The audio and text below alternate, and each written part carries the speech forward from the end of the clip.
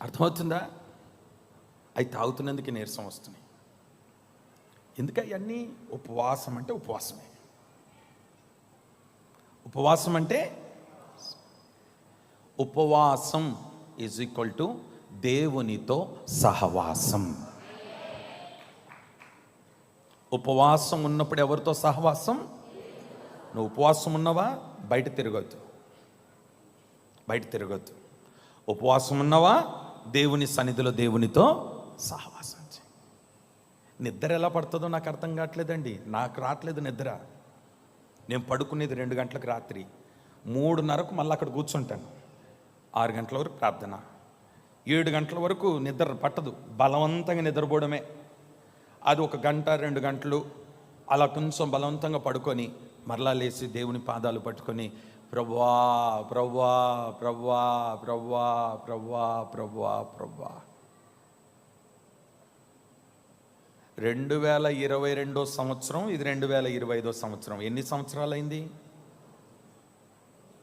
3 అయిందా? ఫుల్ అయిందా? కాలే. 3 ఇంకా పూర్తి కావలే. 2 సంవత్సరాలన్నర. ఈ 2 సంవత్సరాలన్నరలో ఈ పొలం ఇంత పండడానికి గల కారణం ఏంటో తెలుసా? ఉపవాసం.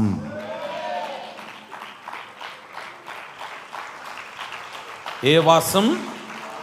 కొంచెం గట్టిగా. ఉపవాసం. మా తల్లుల్ని బట్టి నేను దేవుని ఎంతగానో స్తుతిస్తున్నాను. అమలారా, ప్రభు నిశ్చయంగా మిమ్మల్ని ఆశీర్వదించునుగాక.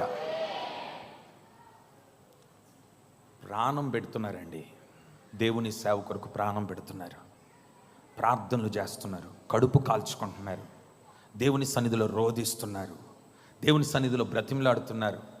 ఒక్క విశ్వాస ఆదివారం రాకపోతే నేను ఎంతమందిలో గుర్తుపట్టలేకపోతున్నాను. కానీ ఆ తల్లులు వచ్చి, అయ్యా పలానా అమ్మ రావట్లేదు, మమ్మల్ని వెళ్ళమంటారా? అమ్మా ధారాళంగా వెళ్ళు. ఆమె ఏం మతలబ్ చేస్తారో, ఏం బిస్కెట్ వేస్తారో లాక్కొచ్చేస్తారండి వీళ్ళు. అమ్మ అప్పుడు అనిపించింది, వీళ్ళు సామాన్యమైన సైనికులు కాదురా బాబు, వీళ్ళు ఎంతటి వాళ్ళనైనా లాక్కొచ్చగలిగిన శక్తి వాళ్ళకు ఉంది. స్తోత్రం చెప్దామా గట్టిగా? హల్లెలూయా, హల్లెలూయా. మన 4th పాయింట్ ఏంటంటే ఉపవాసం. అనండి అందరు గట్టిగా. రైట్.